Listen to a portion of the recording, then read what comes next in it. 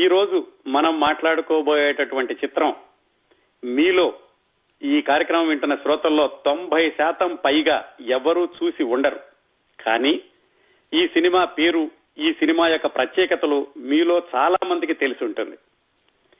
ఈ సినిమా మీలో చాలా మంది చూసి ఉండకపోవడానికి కారణం ఏమిటంటే, ఈ సినిమా సరిగ్గా 75 సంవత్సరాల క్రిందట విడుదలైందండి. 2 వారాల క్రిందట ఈ సినిమా 75 సంవత్సరాలు నిండిన సందర్భంలో చాలా పత్రికలు ఈ సినిమా గురించి రాశాయి. మీరు పత్రికలను కనుక చదువుతూ ఉంటే తేలిగ్గా ఈ సినిమా పేరు ఊహించుకోవచ్చు.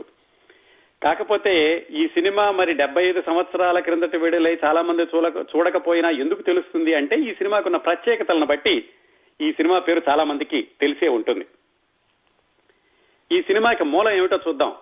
అసలు తెలుగు టాకీలు 1932 ప్రాంతాల్లో మొదలయ్యాక మొదట్లో పౌరాణిక చిత్రాలు ఎక్కువగా వచ్చాయి. తర్వాత ఎప్పుడో జానపద చిత్రం వచ్చింది. మధ్యలో 1936 ప్రాంతంలో సాంఘిక చిత్రాలు రావడం మొదలైనవి.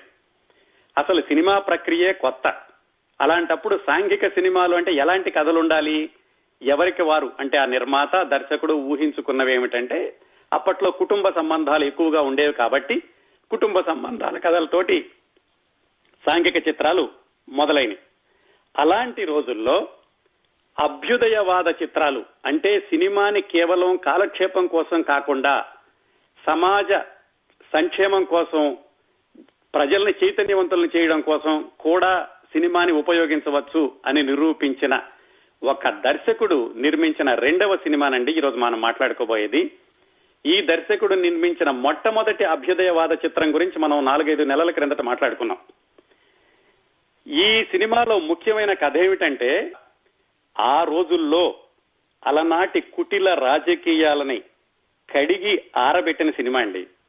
గ్రామీణ ప్రాంతాల్లోని రైతుల్ని పీల్చి పిప్పి చేస్తున్న జమీందారుల మీద ధ్వజమెచ్చిన మొట్టమొదటి సినిమా. ఇంకో విచిత్రం ఏమిటంటే, జమీందారీతనానికి వ్యతిరేకంగా తీసిన ఈ సినిమా నిర్మాత కూడా ఒక జమీందారే. ఈ సినిమా చాలా ప్రత్యేకతలు ఉన్నాయి. ఇంకా బాగా చెప్పుకోవాల్సిన ప్రత్యేకత ఏమిటంటే, ఈ సినిమా నిర్మాణంలో ఉండగానూ సంచలనమే, సినిమా విడుదలయ్యా కూడా సంచలనమే. ఎందుకంటే ఈ సినిమాని నిషేధింప చేయాలని జమీందారులు ఎంతో ప్రయత్నాలు చేసి, ఆ ప్రయత్నాలు ఫలించలేని రోజుల్లో వాళ్ళు ఈ సినిమా బాక్సులను ఎత్తుకుపోవడం, ఈ సినిమా ఆడుతున్నటువంటి థియేటర్లని కాల్చిపెట్టేయడానికి, థియేటర్లు అంటే అప్పట్లో టూరింగ్ టాకీసులు కదా, ఆ థియేటర్లని కాల్చేసేయడానికి ప్రయత్నాలు చేయడం, ఇలాంటి దౌర్జన్యాలకు కూడా వాళ్ళు పాల్పడ్డారండి. అది ఈ సినిమా ప్రత్యేకత. అసలు తెలుగు సినిమాలు ఏవో కాలక్షేపానికి వస్తుంటే సినిమాని నిషేధించడం అనేది ఈ సినిమాతోటే మొదలైందండి. మాలపిల్ల సినిమాతోటి అభ్యుదయవాద చిత్రాలకి పునాది వేసిన గోడవల్లి రామబ్రహ్మం గారు ఇంకొక అడుగు ముందుకు వేసి జమీందారుల మీద సూటిగా పోరాటానికి దిగినటువంటి సినిమా ఈ రైతు బిడ్డ. ఈ సినిమా నిషేధానికి గురైందని చెప్పుకున్నాం కదా. నిజానికి ఆ రోజుల్లో ఈ సినిమాలని నిషేధించవచ్చు, సినిమాలని ప్రభుత్వం నిషేధిస్తుంది అని కూడా సామాన్య ప్రేక్షకులు ఎవరికి అవగాహన లేదు. ఎందుకంటే అప్పటి వరకు ఇలాంటివి ఎప్పుడూ జరగలేదు కాబట్టి. కాకపోతే మనం ఒక్కసారి చరిత్ర చూసుకుంటే దశాబ్దాలు శతాబ్దాలు వెనక్కి వెళితే ఎప్పుడైనా కానీ పాలకులు అంటే అధికారంలో ఉన్నవాళ్లు తమ అన్యాయాలు అక్రమాలు ప్రజలకి తెలిసిపోతాయి అనుకున్నప్పుడు ఆ ప్రజలకి వాటిని చేరవేసేటటువంటి వాహకాలైన ప్రసార మాధ్యమాలని, కళారూపాలని నిషేధించడం, వాటిని వాళ్ళ చేతుల్లోకి తీసుకోవడం, అది వాళ్ళ ఆయుధం. ఇది మనం చరిత్రలో ఎక్కడ చూసినా కనిపిస్తూ ఉంటుందండి. అయితే ప్రజా చైతన్యానికి సంకెళ్లు వేద్దామనుకోవడం అది చాలా భ్రమ అని, ఎంతో కాలం అలాంటి సంకెళ్లు నిలవవని, అలాంటి నిరంకుశ పాలన సాగించినటువంటి పాలకులు ఎవరూ కూడా చరిత్రలో నిలవలేదని, వాళ్ళు తర్వాత పతనమయ్యాక చరిత్రహీనులుగా మిగిలిపోతారని తెలుసుకోలేకపోవడం వాళ్ళ దౌర్భాగ్యం అండి. ఇది చరిత్ర పదే పదే నిరూపించిన సత్యం. రైతు బిడ్డ సినిమాని నిషేధించాలి అని ఆ రోజు పట్టుబట్టి సాధించి 10 ఏళ్ల పాటు దానిని ప్రజలకి చేరకుండా చేసినటువంటి జమీందారులకు కూడా ఆ తర్వాత ఇదే గతి పట్టిందండి. ఇది ఈ సినిమాలోని మరొక ప్రత్యేకత. ఇంతగా జమీందారుల్ని భయపెట్టినటువంటి ఈ చిత్రంలోని కథ ఏమై ఉంటుంది? ఈ సినిమా పుస్తకంలోనండి, ఆ రోజుల్లో సినిమాకి పాటల పుస్తకాలు వచ్చాయి. ఈ సినిమా పాటల పుస్తకంలో కథ గురించి రాస్తూ ముందులో ఒక పేర రాశారు. ఏమిటంటే, జమీందారీ పద్ధతి హిందూ దేశాన్ని పీల్చి పిప్పి చేస్తోంది. ఈ పద్ధతి వల్ల ఒక రైతు జాతే కాదు, భారతదేశమే నాశనం అవుతోంది. ఈ పద్ధతి మానవ స్వభావాన్నే తారుమారు చేసింది, నీచ మానవుల్ని సృష్టించింది, తన వాసన తగిలినంత వరకు మలమల మార్చేసింది. ఏ వాసన? ఆ జమీందారుల యొక్క దౌర్జన్యాల వాసన తగిలినంత వరకు కూడా మలమల మార్చివేసింది అని ఆ ఉపోద్ఘాతంలోనే రాశారు. చూడండి, మరి ఇంత తీవ్రంగా సూటిగా జమీందారుల వైపు గురిపెట్టినటువంటి ఈ చిత్రం కథ ఏమిటంటే, ఈ సినిమా పేరు రైతు బిడ్డ అన్నట్టుగానే ఈ సినిమాలో హీరో అని చెప్పుకోదగినటువంటి పాత్ర నర్సిరెడ్డి అని ఒక ఊళ్ళో మధ్యతరగతి రైతు, దిగువ మధ్యతరగతి ఎగువ మధ్యతరగతి ఆ మధ్యలో అనుకోండి. ఆ రైతు, ఆ నర్సిరెడ్డి భార్య, కూతురు, కొడుకు, ఇది ఒక కుటుంబం. అప్పట్లో గ్రామాలంటే ఎలా ఉండేవంటే, గ్రామ పరిపాలనాధికారం అంతా కూడా కరణం మున్సబుల్ చేతుల్లో ఉండేది. ప్రతి గ్రామంలోనూ కూడా ఒక షావుకారు అంటే బాగా ఉన్నవాళ్లు ఉండేవాళ్లు. వాళ్ళు రైతులకి అప్పులు ఇవ్వడం, రైతులు వ్యవసాయానికి పెట్టుబడి పెట్టడం, రైతుల యొక్క పొలం చాలా తక్కువగా ఉండడం, ఎక్కువ భాగం భూమి ఆ ఇలాకాలో ఉన్నటువంటి జమీందారుల యొక్క అధీనంలో ఉండడం, ఇది ఆ రోజుల్లో ఉన్నటువంటి వ్యవస్థ. అలాంటి వ్యవస్థలో 1938 ప్రాంతాల్లో జరిగినటువంటి కథ, రాసుకున్నటువంటి కథ. ఈ నర్సిరెడ్డి, అతని కుటుంబం, ఆ ఊళ్ళో కరణం గారు, ఆ ఊళ్ళో అందరికీ అప్పులు ఇచ్చేటటువంటి ఒక షావుకారు, అది ఆ ఊళ్ళో ఉన్నటువంటి పరిస్థితి. అలాంటి నేపథ్యంలో అక్కడ ఎన్నికలు వస్తాయి. ఎన్నికలకి సాధారణంగా జమీందారు గారు తను సపోర్ట్ చేసేటటువంటి ఒక వ్యక్తిని నుంచోబెడతాడు. అది ఎప్పుడు జరిగిందేనండి ఆ జమీందారులు ఉన్నంత కాలం కూడాను. మొట్టమొదటిసారిగా జమీందారు యొక్క అభ్యర్థికి వ్యతిరేకంగా రైతులందరూ కలిసి ఇంకొక అభ్యర్థిని నిలబెట్టారు. ఆ రైతుల అభ్యర్థి పేరు రామిరెడ్డి. వాళ్ళిద్దరికీ పోటీ. ఈ నర్సిరెడ్డి కుటుంబ విషయానికి వస్తే, ఆ ఊళ్ళో నర్సిరెడ్డికి చాలా మంచి పేరుంది. అందుకని నర్సిరెడ్డి ఎవరికి చెబితే వాళ్ళకి ఓటు వేస్తారు ఊళ్ళో వాళ్ళందరూ. అందుకని జమీందారు తొత్తులైనటువంటి కరణం, ఆ ఊళ్ళో షావుకారు, ఎలాగైనా సరే నర్సిరెడ్డిని లొంగ తీసుకుని అతనితో చెప్పించి ఊళ్ళో వాళ్ళ ఓట్లన్నీ జమీందారుకే వెళ్లేలాగా చూడాలని వాళ్ళ ప్రయత్నం. ఆ ప్రయత్నంలో ఈ నర్సిరెడ్డిని పిలిపించి వాళ్ళు ఒకసారి చెబుతారు, నువ్వు చెప్పు ఓట్లన్నీ కూడా జమీందారుకే వేయమని అని. అతను ససేమిరా చెప్పను, మన రైతు ప్రతినిధి అయినటువంటి రామిరెడ్డికే వేయమని చెబుతాను అని అతను అంటాడు. వాళ్ళు బెదిరిస్తారు. దొంగతనంగా దొంగ లెక్కలు చూపించి, నువ్వు మాకు ఇంత అప్పున్నావు, ఇంత బాకీ ఉన్నావు, వడ్డీ ఇంత అయింది, ఇప్పుడు కడతావా లేదా అంటారు. లేకపోతే నీ పొలం మాకు తాకట్టు పెట్టాయి అంటారు. అతను తల్లి లాంటి పొలాన్ని మాత్రం తాకట్టు పెట్టను అని ఎదురు తిరుగుతాడు. ఇలా బెదిరించినా ఉపయోగం లేదని వాళ్ళు జమీందారు గారికి చెబుతారు, ఏమండి ఇలా నర్సిరెడ్డికి చెబుతున్నాము, అతను మాట వింటలేదు, మన ఓట్లు పోయేటట్టున్నాయి, మనం గెలవడం కొంచెం అనుమానమే అని. అప్పుడు జమీందారు తన దగ్గర ఉన్న కొంతమంది ఉద్యోగస్తుల్ని ఈ ఊరికి పంపిస్తాడు. వాళ్ళు వచ్చి దౌర్జన్యంగా నర్సిరెడ్డి ఇంట్లో ఉన్నటువంటి పశువుల్ని వాటిని తోలుకెళ్తారు. ఏవో నువ్వు బాకీ ఉన్నావు, ఏవో నెపని చెప్పి. అడ్డం వచ్చినటువంటి ఈ రైతు కూతురుని కూడా పక్కకు తోసేసి వాళ్ళ పశువులను తోలుకెళ్తారు. ఇంకా ఈయన్ని ఇబ్బంది పెట్టడానికని ఆ నర్సిరెడ్డి కూతురికి ఒక సంబంధం కుదురుతుంటే ఆ వియ్యంకుడితోటి చెప్పిస్తారు, నువ్వు జమీందారు కనుక ఓటు వేయకపోతే ఈ పెళ్లి చేసుకోము అని. అయినా సరే నర్సిరెడ్డి లొంగడు. ఆ కూతురుకు వచ్చిన సంబంధం కూడా తప్పిపోతుంది. అలాంటి పరిస్థితుల్లో రైతు యొక్క కూతురు, రైతు భార్య ఇద్దరూ కూడా ఈ ఎన్నికల సమరంలోకి వచ్చి రైతు అభ్యర్థిని సమర్థించమని వాళ్ళు ఇంటింటికి వెళ్లి ప్రచారం చేస్తారు. ఇది కరణానికి ఆ ఊళ్ళో ఉన్న షావుకారికి మింగుడు పడదు. ఎన్ని చేసినా వీళ్ళు ఇలా అంటున్నారని ఒకరోజు రైతుని పిలిచి, ఇప్పుడు నువ్వు కడతావా లేదా, ఏమైనా సరే ఇప్పుడు మాకు ఉన్నటువంటి బాకీ కట్టేసేయని అతను నిలదీస్తారు. రైతు భార్యకి ఈ విషయం తెలిసి ఆమె మెడలో ఉన్నటువంటి పుస్తెల తాడు అమ్మేసి ఆ బాకీ తీరుస్తుంది. అప్పటికి కూడా ఇతను లొంగలేదు. జమీందారుకి ఈ విషయాలన్నీ తెలిసి ఎలక్షన్ల దగ్గరకు వచ్చేసినాయి. జమీందారు ఒక రోజు ఆ ఊళ్ళో ఒకళ్ళ ఇంట్లో ఒక కాంపౌండ్ లో ఆవరణలో కూచిపూడి భాగవతులను తీసుకొచ్చి అక్కడ కూచిపూడి భాగవతం పెట్టిస్తాడు. ఊళ్ళో వాళ్ళందరూ ఆ ఆవరణలోకి వెళ్ళగానే తలుపులు వేసేస్తాడు. ఎందుకంటే వాళ్ళనందరూ అక్కడ బంధించేసి వీళ్ళు ఎలక్షన్ లో పాల్గొనకుండా చెయ్యాలి అని. ఆ జమీందారు యొక్క కుతంత్రాన్ని తెలుసుకున్న ఆ రైతు అభ్యర్థి రామిరెడ్డి అలాగే ఈ నర్సిరెడ్డి వీళ్ళందరూ లోపలికి వెళ్లి ప్రజలకి చెప్పి ఇలా జమీందారును మనల్ని బంధిస్తున్నాడని ప్రజలందరూ కూడా ఎదురు తిరిగి తలుపులు తెరుచుకుని బయటకు వచ్చి ఊళ్ళో వాళ్ళందరికీ చెప్పి జమీందారు ఇలా మన మోసం చేయాలని చూస్తున్నాడని జమీందారుకి అభ్యర్థికి వ్యతిరేకంగా ఓటు వేసి రైతు అభ్యర్థిని గెలిపిస్తారు. సాధారణంగా ఇప్పటి కథ అయిపోవాలి కదా, కథ అయిపోదండి. ఎందుకంటే జమీందారు యొక్క నాశనం అది చూపించాలి కదా. తర్వాత ఏమవుతుందంటే మరి పగబట్టినటువంటి జమీందారు ఊరుకోడు కదా. జమీందారు చాలా అవమాన భారంతో రగిలిపోతూ ఉంటాడు. జమీందారు దగ్గర చాలా నమ్మకమైనటువంటి సేవకుడు, అతని పాత్ర పేరు కాసా సుబ్బన్న.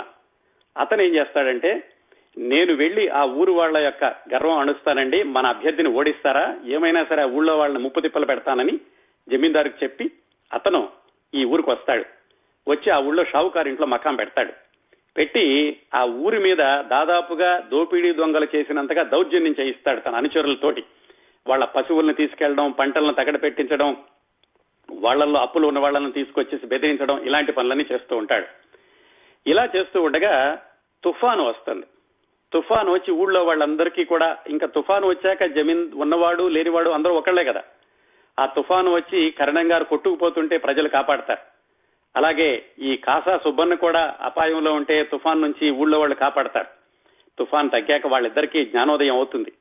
మనం ఒకటి, జమీందారు అక్కడుండి మనకి ఆజ్ఞలు ఇస్తూ ఉంటాడు, అతను మోచేతి నీళ్లు తాగడం కంటే కూడా ఈ రైతులు అందరితో కలిసి ఉండడం మంచిది అని కరణము కాసా సుబ్బన్న వీళ్ళతో మారతారు. మారి వీళ్ళు జమీందారికి కబురు చేస్తారు, ఈ ఊళ్ళో వాళ్ళందరూ వచ్చి మీతో మాట్లాడుకుందాం అనుకుంటున్నారు అని. జమీందారు గారికి ఈలోగా ఆయన కుటుంబ పరిస్థితి ఏమైందంటే, జమీందారు యొక్క ఆ జమీందారిని వశం చేసుకోవడానికని జమీందారు గారి తమ్ముడు ఆ జమీందారు కొడుకు ఒక అతను ఉంటే అతను కిడ్నాప్ చేస్తాడు. కిడ్నాప్ చేసినప్పుడు అతనికి ఈ రైతు మీద అనుమానం వస్తుంది, ఇతనే కిడ్నాప్ చేయించాడు అని. సరే వీళ్ళని రైతుని రమ్మని పిలుస్తాడు జమీందారికి. వీళ్ళందరూ చాలా సంతోషిస్తారు, జమీందారు గారు మనసు మార్చుకున్నాడు, మనల్ని మాట్లాడడానికి రమ్మన్నాడు, మన మీద ఉన్నటువంటి ఇలాంటి దౌర్జన్యాలనే తగ్గిస్తాడేమో అని వెళ్తాడు. వెళితే జమీందారు అడుగుతాడు, ఏమయ్యా నా కొడుకుని ఏం చేశావని. అతను ఆశ్చర్యపోతాడు, మీ కొడుకు ఏమిటండి, నేను చేయడం అంటే నా కొడుకుని ఎత్తుకుపోయావు కదా అంటాడు. అక్కడ మొదలై చివరికి ఎలాగైతే అది జమీందారు యొక్క తమ్ముడు చేసినటువంటి మోసమే అని తెలుస్తుంది. ఇక్కడ ఈ కరణం గారు, షావుకారు, కాసా సుబ్బన్న మారిపోయారు కదా, వాళ్ళు కూడా వచ్చి జమీందారుకి చెప్పడం, మొత్తానికి జమీందారు యొక్క ఆ దౌర్జన్యం అణగడం, ఆ జమీందారు మనసు మార్చుకోవడం, లేకపోతే జమీందారుకి వీళ్ళు వ్యతిరేకంగా తిరగడం, ఇలాంటి దాంతో కథ ముగుస్తుంది. ఇదండి కథ. అసలు ఏవో సరదాగా పౌరాణిక సినిమాలు వస్తున్నటువంటి రోజుల్లో ఇలాంటి కథ తీయాల్సినటువంటి అవసరం ఎందుకు వచ్చింది అంటే, ఆ రోజుల్లో నేపథ్యం ఒకసారి చూడాలండి. 1929-33 4-5 సంవత్సరాలని ప్రపంచం అంతా కూడా ఆర్థిక మాంద్యం అలముకుంది. అన్ని చోట్ల ఆకలి కేకలు, ప్రపంచం అంతా కూడా. భారతదేశం కూడా దానికి ఏమాత్రం మినహాయింపు కాదు. భారతదేశంలో కూడా అలాంటి కరువు పరిస్థితులు నెలకొన్నాయి. అలాంటప్పుడు ఈ పల్లెటూళ్లలో ఉన్నటువంటి డబ్బులు ఉన్న వాళ్ళు రైతులకి వడ్డీలు ఇచ్చి అధిక వడ్డీలు వసూలు చేసి వాళ్ళని పీడించడం మొదలుపెట్టారు. ఆ రోజుల్లో రైతుల యొక్క సంక్షేమం కోసమని, అంటే 1929-33 ఆ ప్రాంతాల్లోనండి, ఎన్జి రంగా అని, తర్వాత చాలా రోజులు ఉన్నారు ఆయన రైతు రక్షణ ఉద్యమం అని ఒకటి మొదలుపెట్టారు. ఆ రైతు రక్షణ ఉద్యమం మొదలుపెట్టి రైతులని ఈ ఉన్నవాళ్లు పీడించకుండా ఉండడానికని వాళ్ళ హక్కుల్ని తెలియజేయడం, వాళ్ళకి అండగా నిలబడడం, అలాంటి కార్యక్రమాల్లో ఇదిగో ఇప్పుడు మనం మాట్లాడుకుంటున్న ఈ సినిమాకి దర్శకత్వం వహించిన గూడవల్లి రామబ్రహ్మం గారు కూడా ఆ రైతు రక్షణ ఉద్యమంలో ఆయన ప్రత్యక్షంగా పాల్గొన్నాడు. అందుకని ఆయనకి తెలుసు రైతులు పడినటువంటి కష్టాలు. అందుకని ఆయనకి ఎప్పటి నుంచో మనసులో ఉండిపోయింది రైతుల కష్టాలని ఎలాగైనా సినిమాల్లో చూపించాలి అని. ఆ ఉద్యమం అప్పటితో చల్లారిపోలేదండి, అది కొనసాగుతూనే వస్తోంది. 1938-39 ప్రాంతాలు వచ్చేసరికి ఈ జమీందారుల్ని రద్దు చేయాలి అనేటటువంటి ఒక వాదన మొదలైంది. అప్పట్లో ఉన్న శాసనసభలో కూడా జమీందారుల రద్దు బిల్లు రావడం, దాన్ని చట్టంగా తీసుకొచ్చేటటువంటి క్రమంలో చాలా ఇబ్బందులు ఎదురవడం, ఇలాంటివి జరుగుతూ ఉన్న రోజుల్లో రామబ్రహ్మం గారు మాలపిల్ల సినిమా తీసి ఆ సినిమాతోటి అత్యధిక విజయం సాధించడమే కాకుండా ప్రేక్షకుల ఆదరణ కూడా చూరగొన్నారు. దాంతో కూడా చాలా సంచలనం సృష్టించారు ఆయన. ఎందుకంటే అగ్రవర్ణాలకు వ్యతిరేకంగా తీసి అగ్రవర్ణాల యొక్క ఆగ్రహానికి గురై దాంట్లో ఆయన కూడా మళ్ళా అగ్రవర్ణాల వాళ్ళని ఎలా ఎదిరించాలా అని ప్రచారంలో అలాంటి పద్ధతులన్నీ పెట్టి చివరికి ఎలాగైతే సినిమా అద్భుతంగా ఆడింది. దాంతో అప్పటి వరకు కేవలం కాలక్షేపం కోసమే అనుకున్న సినిమాలు రామబ్రహ్మం గారు ఇలా ప్రజలకి మంచి కూడా చెయ్యొచ్చు అని ప్రత్యక్షంగా నిరూపితమైంది కాబట్టి ఆయన మాలపిల్ల సినిమా తర్వాత పల్నాటి యుద్ధం సినిమా తీద్దాం అనుకున్నారు. కానీ మాలపిల్ల విజయం ఎప్పుడైతే ఆయనకి బాగా ఆకర్షించిందో మనం మళ్ళీ చారిత్రాత్మక సినిమా, కట్టుకథలు ఇలాంటి సినిమా తీయకూడదు, ప్రజల్ని చైతన్యవంతులను చేసిన కథే తీయాలి అనుకున్నారు. అలా అనుకున్నప్పుడు ఆయన ఒకప్పుడు ప్రత్యక్షంగా పాల్గొన్న ఈ రైతు రక్షణ ఉద్యమం గుర్తొచ్చి ఎలాగైనా సరే ఈ రైతుల కష్టాల చుట్టూతా, జమీందారుల యొక్క దౌర్జన్యాల చుట్టూతా కథ తీయాలి అని ఈ రైతు బిడ్డ కథకి ఆయన పునాది వేసుకున్నారు. మీకు మాలపిల్ల విశేషాలు గుర్తుంటే, ఈ మాలపిల్ల సినిమా తీసింది సారథి ఫిలిమ్స్ అనేటటువంటి కొత్త చిత్ర నిర్మాణ సంస్థ. అప్పట్లో ఈ సారథి ఫిలిమ్స్ ని మొదలు పెట్టింది కృష్ణా జిల్లా చల్లపల్లి జమీందారు గారు. మరి చల్లపల్లి జమీందారు గారి ఆధ్వర్యంలో నడుస్తున్న సారథి ఫిలిమ్స్ వాళ్ళ రెండో సినిమా జమీందారులకు వ్యతిరేకంగా వస్తుంది. కానీ చల్లపల్లి జమీందారు గారు ఈ కథకి ఏమాత్రం ఎదురు చెప్పలేదు కదా, సరికదా గూడవల్లి రామబ్రహ్మం గారిని వెన్నుతట్టి ప్రోత్సహించారు. వెళ్ళు పర్వాలేదు ఈ సినిమా తీయి అని. ఆ విధంగా జమీందారులకు వ్యతిరేకంగా ఒక జమీందారు గారు నిర్మాతగా గూడవల్లి రామబ్రహ్మం గారు తీసిన సినిమా ఈ రైతు బిడ్డ. గూడవల్లి రామబ్రహ్మం గారికి ఈ కథ ఎవరితోటి రాయించాలి అనేటటువంటి ఆలోచన, అనేటటువంటి అనుమానం రాలేదు. ఎందుకంటే ఆయన మొదటి సినిమా మాలపిల్లకి తాపీ ధర్మారావు నాయుడు గారు మాటలు రాశారు. తాపీ ధర్మారావు గారంటే గూడవల్లి రామబ్రహ్మం గారికి ఒక విధంగా గురువు గారు లాంటి వాళ్ళు. అప్పట్లోనే తెలుగు సాహిత్యంలో చాలా పేరు తెచ్చుకున్న వ్యక్తి. అంతేకాకుండా గూడవల్లి రామబ్రహ్మం గారు సమదర్శిని అనే పత్రికలో అసిస్టెంట్ ఎడిటర్ గా చేరినప్పుడు దానికి తాపీ ధర్మారావు గారు ఎడిటర్ గా ఉండేవాళ్ళు. తాపీ ధర్మారావు గారు సమదర్శిని పత్రిక నుంచి బయటకు వెళ్ళినప్పుడు గూడవల్లి రామబ్రహ్మం గారు దానికి సంపాదకుడు అవడం, ఆ తర్వాత చల్లపల్లి రాజా గారు పెట్టినటువంటి ప్రజామిత్ర అనే పత్రికకి సంపాదకుడు అవడం జరిగింది. అందువల్ల గూడవల్లి రామబ్రహ్మం గారికి తాపీ ధర్మారావు గారు సినిమాల్లోకి రాకముందు నుంచే పరిచయం, గురుభావం. పైగా ఆయన సామర్థ్యం మీద ఈయనకి నమ్మకం. అందుకని తాపీ ధర్మారావు గారిని ఈ సినిమాకి మాటలు రాయడానికి నియమించుకున్నారు. త్రిపురనేని గోపీచంద్ అని ఇంకో కుర్రాడు గూడవల్లి రామబ్రహ్మం గారు ప్రజామిత్ర పత్రికలో పనిచేస్తున్నప్పుడు ఆ పత్రికలో వ్యాసాలు, కథలు రాస్తూ ఉండేవాడు. అతనికి కూడా సినిమాల్లో చాలా ఆసక్తి ఉందని తెలుసుకుని అతనిని తాపీ ధర్మారావు గారి దగ్గరికి సహాయకుడిగానో లేకపోతే ఆయన కూడా కొన్ని సంభాషణలు రాసేటట్టుగా ఆయన కూడా సినిమాలో పెట్టుకున్నారు. ఈ త్రిపురనేని గోపీచంద్ గారే తర్వాత రోజుల్లో జగ్గయ్య గారి మొట్టమొదటి సినిమా ప్రియురాలు, ఆ తర్వాత చాలా రోజుల తర్వాత వచ్చిన చదువుకున్న అమ్మాయిలు, వాటన్నిటి కూడా మాటలు రాశారు. తెలుగు సాహిత్యంలో కూడా అద్భుతమైనటువంటి స్థానం ఉంది త్రిపురనేని గోపీచంద్ గారికి. ఆయన ఈ సినిమాలో సంభాషణ రచయితగా చిత్రరంగ ప్రవేశం చేయడమే కాకుండా గూడవల్లి రామబ్రహ్మం గారికి సహాయ దర్శకుడుగా కూడా పనిచేశారు. గూడవల్లి రామబ్రహ్మం గారు ఈ సినిమాలో చేసిన మరొక సరికొత్త ప్రయోగం ఏమిటంటే, తాపీ ధర్మారావు గారితోటి, గోపీచంద్ గారితోటి మామూలు సంభాషణలు రాయించి హాస్య సంభాషణల విషయానికి వచ్చేసరికి విశ్వనాథ కవిరాజు అని ఆయన అప్పట్లో హాస్య నాటకాలు రాశారు. దొంగ ఆటకం ఒక నాటకం ఆ రోజుల్లో బాగా రంగస్థలం మీద ప్రదర్శిస్తూ ఉండేవాళ్ళు. ఆయనతోటి ఈ సినిమాలో హాస్య సంభాషణలు రాయించారు. ఆ తర్వాత రోజుల్లో ఇలాగా కామెడీ రైటర్స్ అని ఓన్లీ ఈ కామెడీ స్కిట్స్ రాసేవాళ్లు రావడానికి పునాది ఈ సినిమాతో పడిందని చెప్పుకోవచ్చండి. ఆ విధంగా ముగ్గురు రచయితలు ఈ సినిమాకి సంభాషణ రచయితలుగా పనిచేశారు. హాస్యం కూడా చాలా చక్కగా ఉంటుందండి ఈ సినిమాలోను. ఒక సందర్భంలో ఒక పాత్ర అంటుంది, మీ ఇంగ్లీష్ భాష చాలా మంచిదయ్యా, మీ దేవుడు వెనక్కి తిరిగితే కుక్క అవుతాడు అని. అర్థం కాక రెండో పాత్ర అడుగుతుంది, ఇదేమిటి దేవుడు కుక్క అవ్వడం ఏమిటంటే జీఓడి గాడ్ కదా, వెనక తిప్పండి డిఓజీ డాగ్ అవుతుంది అని. అట్లా చాలా పాలిష్డ్ సంభాషణలతోటి హాస్యం కూడా కొనసాగుతూ ఉంటుంది. అది మాటల విషయం. పాటల విషయానికి వచ్చేసరికి ఈ సినిమాతో ఒక కొత్త రచయిత, పాటల రచయితగా సినీ రంగ ప్రవేశం చేశారు. నిజానికి ఈ సినిమా వల్ల 6-7 కళాకారులు కొత్తగా పరిచయం అయ్యారండి. మొట్టమొదట్లో ఈ సినిమా రిలీజ్ అయ్యి నిషేధానికి గురై ఎంత సంచలనం సృష్టించిందో 4-5 ఈ సినిమా ప్రాణం కూడా పోసిందని చెప్పుకోవచ్చు. అంటే వాళ్ళ వెండితెర ప్రవేశానికి అవకాశం కల్పించి ఆ తర్వాత రోజుల్లో వాళ్ళు కొనసాగడానికి కూడా అవకాశం కల్పించింది ఈ రైతు బిడ్డ సినిమా. అలాంటి వాళ్లలో పాటల రచయిత కొసరాజు రాఘవయ్య చౌదరి గారు. కొసరాజు రాఘవయ్య చౌదరి గారంటే అప్పట్లో జాగర్లమూడి కుప్పస్వామి చౌదరి గారిని గుంటూరులో ఆయన దగ్గర ఉంటూ ఉండేవాళ్ళు. ఆయన బాగా పాటలు రాస్తూ ఉండేవాడు, మామూలుగా ఉద్యమాల్లో, సినిమాల్లో కాదు. ఆయనే గూడవల్లి రామబ్రహ్మం గారిని జాగర్లమూడి కుప్పస్వామి చౌదరి గారికి పరిచయం చేస్తే, ఆ కుప్పస్వామి చౌదరి గారు కొసరాజు రాఘవయ్య గారిని, గూడవల్లి రామబ్రహ్మం గారిని, సముద్రాల రాఘవాచారి గారిని, ఈ ముగ్గురిని మద్రాసు పంపించారు ఏదో చరిత్ర రాయమని.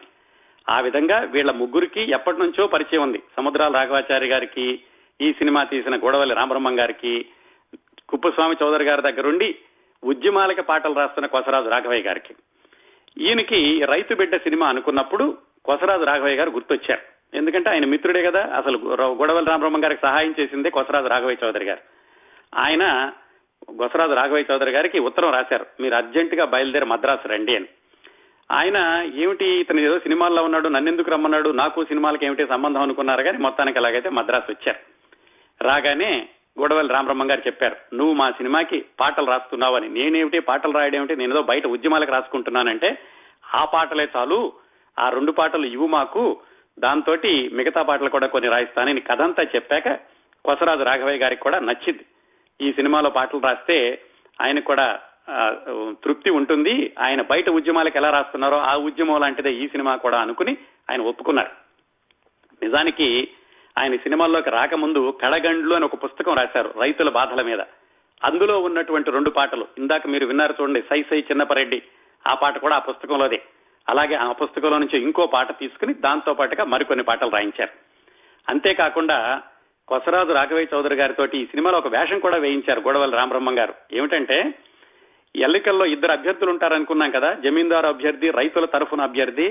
రైతుల తరఫున నిలబడ్డ అభ్యర్థిగా నటించింది కొసరాజు రాఘవయ్య చౌదరి గారు. అఫ్ కోర్స్ తర్వాత రోజుల్లో ఆయన నటుడిగా కొనసాగలేదనుకోండి. ఆ విధంగా కొసరాజు గారికి కూడా ఇది మొట్టమొదటి సినిమా. అప్పటి వరకు కూడా, అంటే మాలపిల్ల సినిమా ముందు వరకు సినిమాకి పాటలు అంటే ఒకే రచయిత, దాదాపుగా ఒకే రచయిత రాస్తూ ఉండేవాళ్లు. మాలపల్లి నుంచే గూడవల్లి రామబ్రహ్మం గారు ఒక సినిమాలో 1 కంటే ఎక్కువ మంది రచయితలు పాటలు రాయొచ్చు అన్న విధానాన్ని ప్రవేశపెట్టి ఈ సినిమాలో కూడా దాన్ని కొనసాగించారు.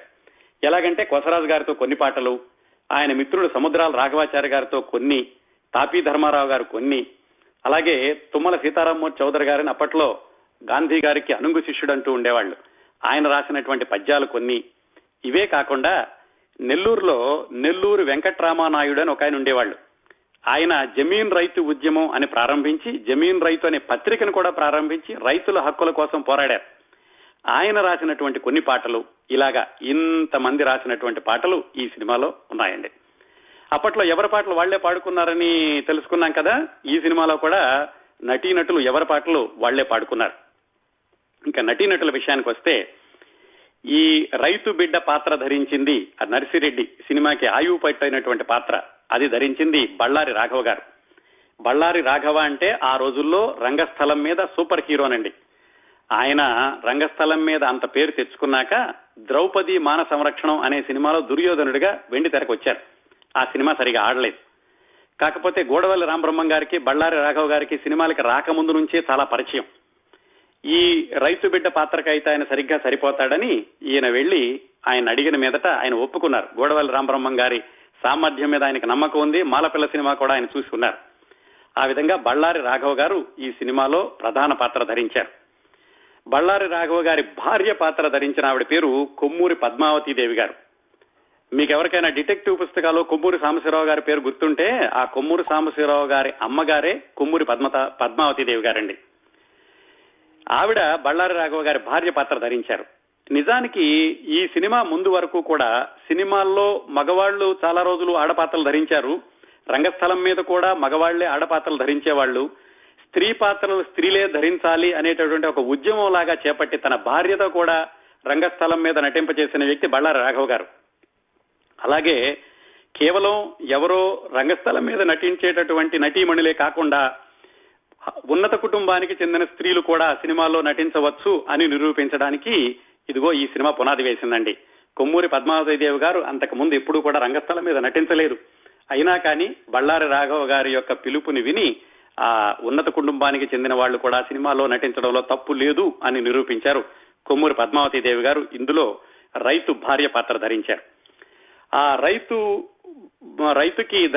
రైతు యొక్క కూతురు పాత్ర ధరించిన ఆవిడ టంగుటూరి సూర్యకుమారి గారు.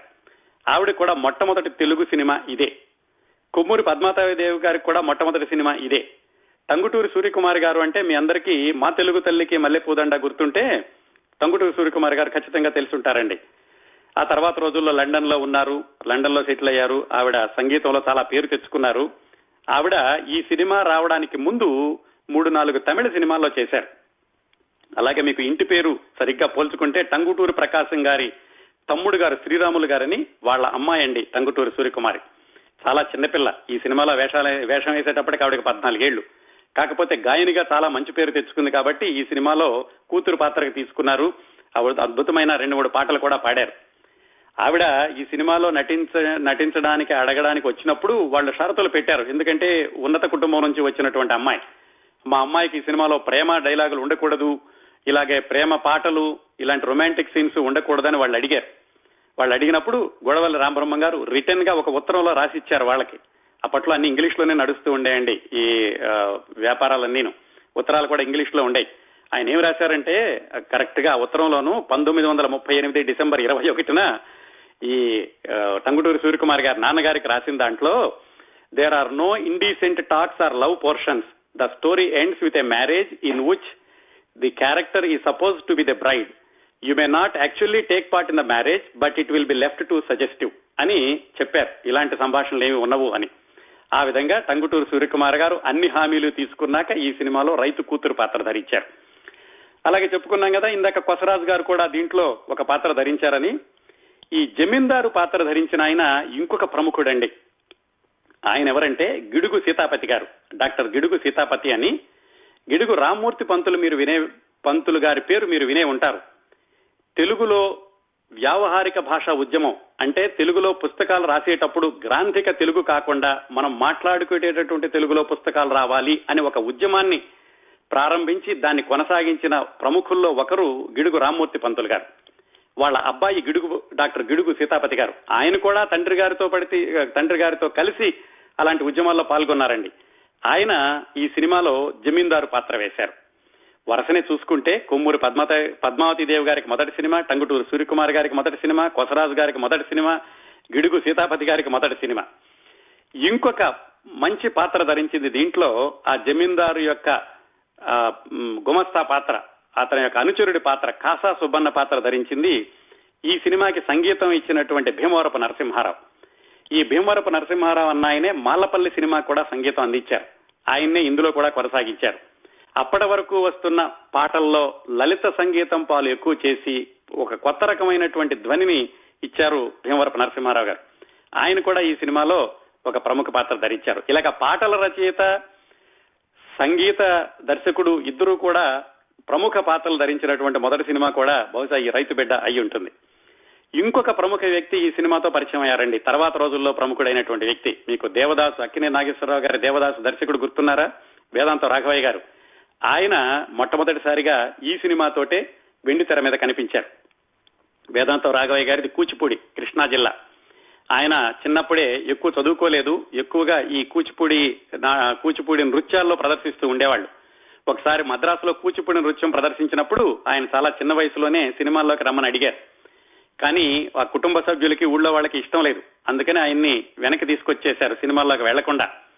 గోడవల్లి రామబ్రహ్మం గారు ఒకసారి కూచిపూడి వెళ్లి కారు బయట ఆపి, ఎందుకంటే ఊళ్ళోకి వెళితే వాళ్ళు వద్దంటారని వేదాంతం రాఘవయ్య గారిని రహస్యంగా బయటకు రప్పించి ఆయన విజయవాడ తీసుకొచ్చి విజయవాడ వాళ్ళ ఆఫీసులో కూర్చోబెట్టుకుని వేదాంతం రాఘవయ్య గారికి చెప్పి నువ్వు రావాలి సినిమాల్లోకి, మంచి పాత్ర ఇస్తానని ఆ విధంగా గోడవల్లి రామబ్రహ్మం గారు ప్రోత్సహించి వేదాంతం రాఘవయ్య గారిని ఈ సినిమా ద్వారా వెండి తెరక పరిచయం చేశారు. ఇందులో ఈ కూచిపూడి భాగవతులు చిట్ట చివరిలో ఊళ్ళో వాళ్ళందరినీ ఒక దాంట్లో బంధించడం, ఆ పాత్రలో కూచిపూడి భాగవతుల యొక్క ఆ పాటకి నృత్య దర్శకత్వం వహించింది వేదాంత రాఘవయ్య గారు. నటించింది కూడా అందులో వేదాంత రాఘవయ్య గారే. అయితే ఇంకో పని చేశారు దీంట్లో. గోడవల్లి రామబ్రహ్మం గారు కొంచెం సాంప్రదాయబద్ధంగా ఉండేటటువంటి నృత్యాలకేమో వేదాంత రాఘవయ్య గారితో నృత్యం చేయించి మామూలు పాటలన్నిటికీ చిమన్ లాలని ఆయనతోటి నృత్య దర్శకత్వం చేయించారు. ఇంకో వ్యక్తి ఈ సినిమా ద్వారా పరిచయం అయింది, తర్వాత రోజుల్లో సినిమాల్లో మంచి పేరు తెచ్చుకుంది. మాధవ పెద్ది గోఖలే, మా గోఖలే అనేవాళ్ళండి.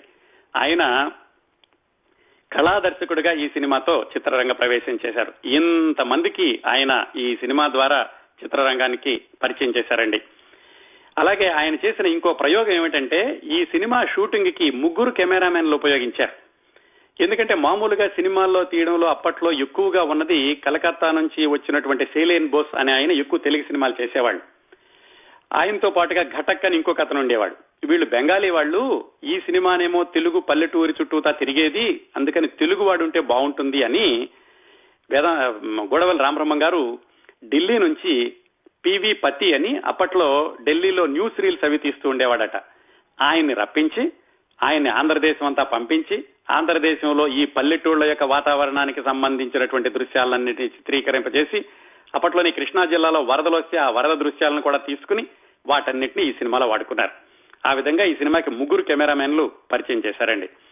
ఈ సినిమా షూటింగ్ జరిగేటప్పుడు గోడవల్లి రామబ్రహ్మం గారికి తెలుసు ఖచ్చితంగా ఈ సినిమా సంచలనం సృష్టిస్తుంది, జమీందారులు దీనికి వ్యతిరేకంగా పోరాడతారు అని. ఎందుకంటే మాలపిల్లతోటి ఆయనకు అనుభవం ఉంది. అగ్రవర్ణాల మీద సూటిగా ఆయన బాణం ఎక్కుపెట్టి వాళ్ళ ఆగ్రహానికి గురయ్యారు.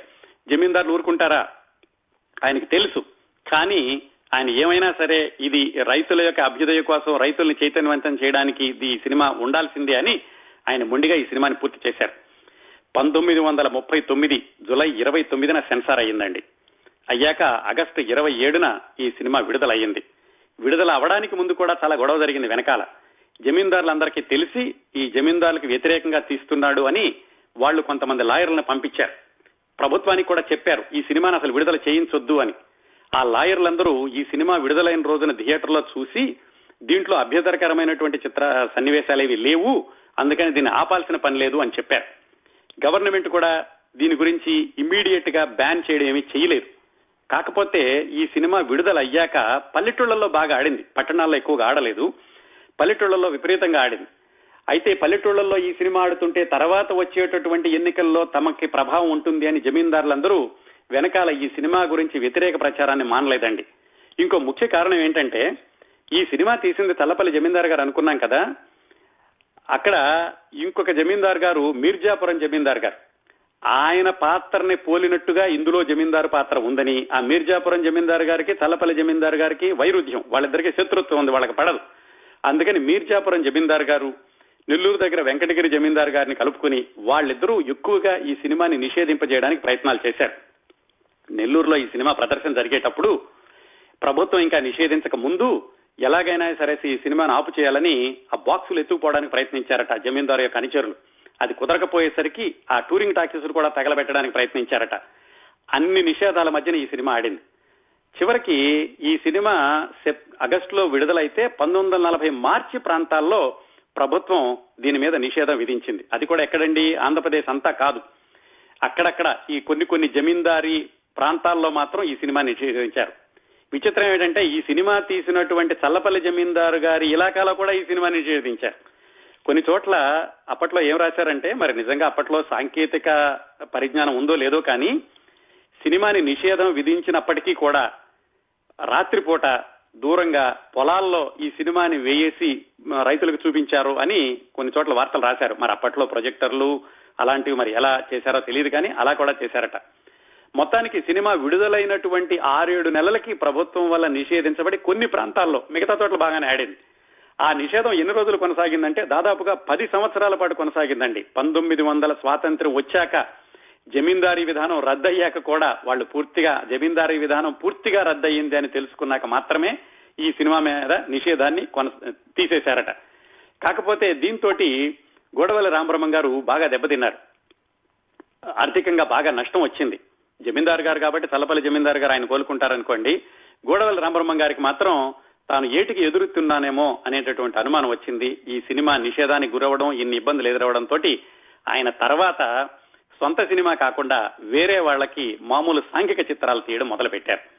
ఆ విధంగా కొంచెం మానసికంగా కూడా ఆయన కాస్త బలహీనులు అయ్యారు అని చెప్పుకోవచ్చండి ఈ సినిమా మీద వచ్చినటువంటి వ్యతిరేకత వల్ల. ఆ వ్యతిరేకత కూడా ప్రభుత్వం వల్ల. కొంతమంది కూడా ఏమన్నారంటే జమీందారుని మరీ అంత క్రూరంగా చూపించారు, మరీ అంత క్రూరంగా చూపించాల్సిన అవసరం లేదు, పైగా ఎలక్షన్లు అనేటటువంటి ఒక అంశాన్ని మాత్రమే తీసుకున్నారు అని కొన్ని విమర్శలు కూడా వచ్చినాయి. మొత్తానికి ఎలాగైతే సంచలనం సృష్టించింది, రైతుల పక్షాన నిలబడింది ఈ రైతు బిడ్డ సినిమా. ఈ సినిమాలో చాలా మంది కొత్తగా పరిచయం అయ్యారని చెప్పుకున్నాం కదా, కొంతమంది కొనసాగారు, కొంతమంది కొనసాగలేదండి. ఉదాహరణకి కొసరాజు గారు ఈ సినిమా అయ్యాక సినిమాలో కొనసాగలేదు, ఆయన వెనక్కి వెళ్ళిపోయారు. మళ్ళా 12 సంవత్సరాల తర్వాత ఆయన పెద్ద మనుషులు సినిమాతోటి మళ్లీ చిత్రరంగ ప్రవేశం చేసి హాస్య రచయితగా చాలా రోజులు కొనసాగారు. బళ్ళారి రాఘవ గారు ఆ తర్వాత చండికాని ఒకే సినిమాలో వేషం ధరించి ఆయన కూడా సినిమాల్లో నుంచి వెళ్లిపోయారు. టంగుటూరు సూర్యకుమార్ గారు కూడా ఎక్కువ సినిమాల్లో వేయలేదు, ఆ తర్వాత గాయనిగా స్థిరపడి లండన్ వెళ్లిపోయారు. కొమ్మూరి పద్మావతి గారు, గిడుగు సీతాపతి గారు కూడా తర్వాత ఎక్కువ సినిమాల్లో నటించలేదు. వేదాంతం రాఘవయ్య గారు ఆయన నృత్య దర్శకుడిగా నిర్మాతగా కొనసాగారు. అదండి ఈ రైతు బిడ్డ సినిమా యొక్క విశేషాలు. కాకపోతే ఆ తర్వాత రోజుల్లో జమీందారీ విధానాన్ని రద్దు చేయించడానికి ఈ సినిమా తెచ్చినటువంటి చైతన్యం చాలా ఉపయోగపడింది అని చెప్పుకుంటూ ఉంటారు. అవండి రైతు బిడ్డ చిత్ర విశేషాలు.